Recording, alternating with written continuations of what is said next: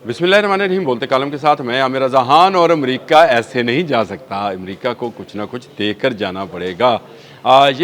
वो बात है जो कि इस वक्त ज़ुबान ज़द-ए-आम है। ईरान ने मज़ीद 6 शराइत जो हैं, सख्त शराइत आबने हर्मुज़ के खोलने के लिए रख दी हैं। ये जो डोनाल्ड ट्रंप बयान दिया करते थे कि आबने हर्मुज़ सुबह खुल जाएगी, शाम खुल जाएगी, वो अमान ईरान मुज़ाकरात को लेकर ये बात कर रहे थे कि ईरानी हमसे रब्ता करें, तो ईरानियों ने साफ इनकार किया कि हमारा अमेरिका के साथ कोई ऐसा रब्ता नहीं है जिससे आप ये समझ सकें कि हम अमेरिका के साथ किसी मुज़ाकरात की टेबल पर जा रहे हैं।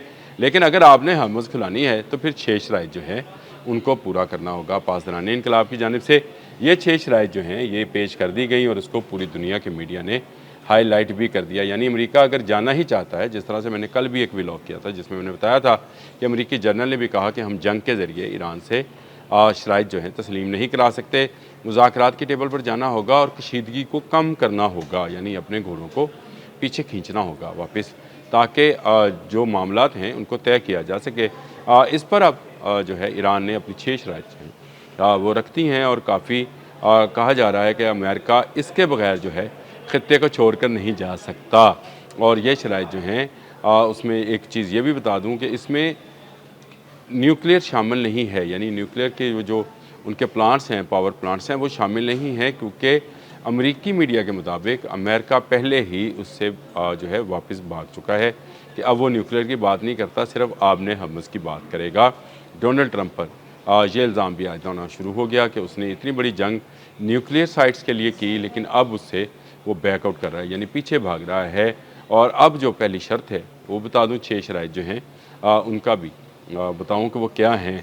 पहले ही बहुत सख्त शर्त है और वो है तौहीन, धमकियों और तौहीन का ख़ात्मा। यानी डोनाल्ड ट्रंप जो वो ट्रुथ सोशल पे पेड मैसेज जारी करते हैं पूरी दुनिया के लिए कि अब मैं उड़ा के रख दूँगा, मैं उसकी जो है सकाफ़त और तहज़ीब को तबाह कर दूँगा, मैं ईरान के लोगों को ईरान दुनिया से मिट जाएगा, फिर पता नहीं क्या। आपको अगर 28 फरवरी से पहले और 28 फरवरी से चंद दिन पहले और उसके बाद 40 रोज़ा जंग के दौरान और अभी ये हालिया जो सारा फेज़ गुज़रा 7 जुलाई के बाद, उसके तमाम बयानात को आप ज़रा सामने रखें। लगता ऐसे था जैसे आज नहीं तो कल, कल नहीं तो परसों जो है ईरान को तबाह बर्बाद कर दिया जाएगा। लेकिन हर मर्तबा ईरान की तरफ से ऐसा जवाब आया कि फिर अमेरिका खुद ही लाजवाब हो गया। डोनाल्ड ट्रंप को वापस मुज़ाकरात की तरफ भागना पड़ा। उन्होंने कहा ये सिलसिला बंद होना चाहिए, ये जो है कि आप पर हमला किया जाएगा, आपको ये किया जाएगा, ये किया जाएगा, मुज़ाकरात पर आएँ तो ये नहीं चलेगा। यानी धौंस धमकी धांधली वाला मामला जो है यहाँ पर आपको ख़त्म करना होगा। फिर उसके बाद है कि जंग का मुस्तकिल ख़ात्मा, यानी अमेरिका हमेशा हमेशा के लिए जो है वो निकल जाएगा और अपने इलाके में मौजूद जो इत्तेहादी हैं उनको भी जो है ख़त्म करेगा। और इसके साथ साथ इसराइल को कहेगा कि वो जो उसने शाम, लेबनान और इराक़ में उधम मचा रखा है उसको भी वो ख़त्म करेगा। गज़ा का इलाका भी जो है उसमें भी अमन कायम होगा। ये अमेरिका इसकी गारंटी करेगा और इसराइल को मनाएगा। उसका इत्तेहादी है, उसके कहने पर ये जंग करने के लिए आया था, अब उसको जो है वो करेगा। फिर उसके बाद आता है जी बहरी नाकाबंदी और फ़ौजी इनखला। वो जो तमाम अड्डे हैं, पहले उसकी बात कर लेते हैं, जो मिडल ईस्ट में अमेरिका ने बना रखे हैं, उससे इनखला करेगा, यानी इसकी फ़ौजों को जो है वापस किया जाएगा और उससे उसको वापस बुलाया जाएगा फ़ौजों को, यानी उसको अमन की हालत में लाया जाएगा। यानी इस बात को समझे कि जब जंग के हालात होते हैं तो आप फ़ौज की तादाद में और अपने वेपनरी सिस्टम्स की तादाद में, जो कि इंटरसेप्टर्स हैं या अटैकर्स हैं, उनमें इजाफ़ा फरमाते हैं। तो इस इजाफ़े को भी आपको कम करना होगा, अमन के दिनों की सूरत में वापस लाना होगा। अड्डे बिल्कुल खाली या ख़त्म करने का मामला नहीं है, लेकिन आप उनको उस जंगी माहौल से बाहर निकालेंगे और उसको अमन की सूरत में रखेंगे, ताकि आइंदा जो जंग है, जंग वो ना हो। और उसके साथ साथ आप बहरी नाकाबंदी ख़त्म करेंगे। वो ब्लॉकेड जो अमेरिका ने ईरान का कर रखा है कि ईरान अपनी तेल की तजारत और गैस की तजारत ना कर सके, अब बैरूनी दुनिया से अद्वियात और खुराक ना मंगवा सके, उसको भी ख़त्म करना होगा। अब आपने हर्मुज़ जो है खुलेगी इस सूरत में जब ईरान का ब्लॉकेड ख़त्म होगा। और ये मैं पहले दिन से कहता हूँ, ये खलीज फ़ारस है, इसको फ़ारसियों के लिए ही मुख्तस रखना चाहिए।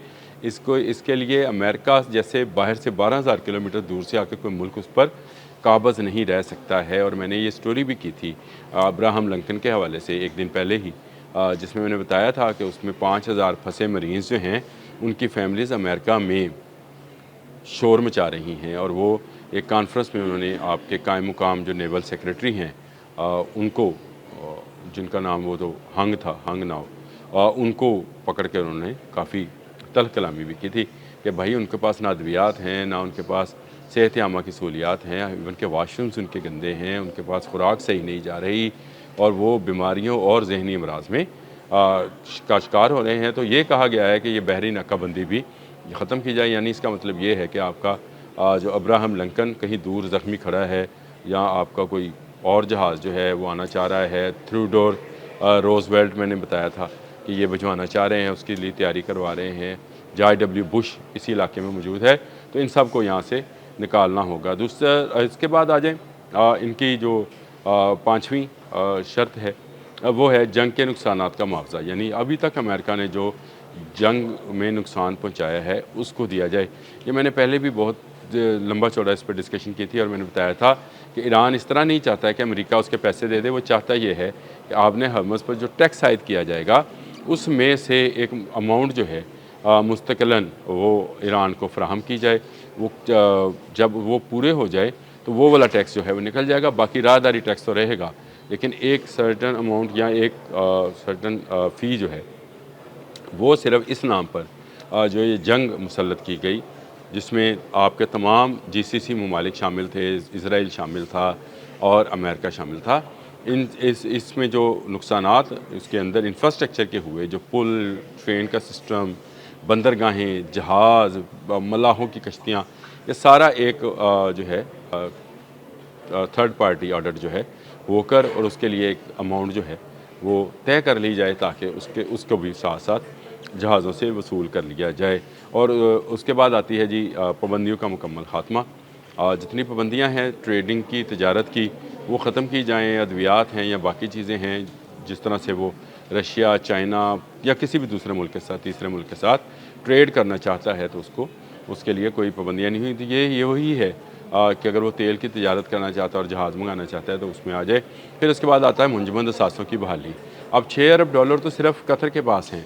वैसे तो ये 24 से 25 अरब डॉलर हैं जो कि अमेरिका के पास भी हैं, लेकिन शुरू में ये बात तय हुई थी जब इस्लामाबाद टॉक्स हुई थी कि कतर के $6 अरब जो हैं उनमें से पहली किस्त $3 अरब जो है पहले 30 दिनों में दी जाएगी, उससे अगले 30 दिनों में अगले $3 अरब दिए जाएंगे और उसके बाद मरहलावार एक किस्त की सूरत में अमेरिका बाकी के डॉलर जो हैं मंजमद असासे जो हैं वो हवाले करेगा।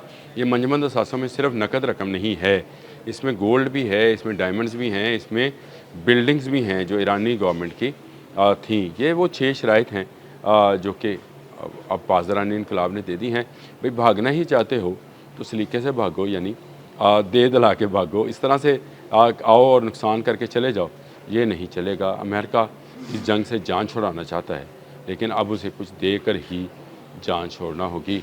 पासदारानी इनकलाब ने साबित किया है कि अगर साबित कदमी के साथ खड़ा हुआ जाए तो बड़ी से बड़ी ताकत को घुटनों पर लाया जा सकता है। अब तक के लिए इतना ही।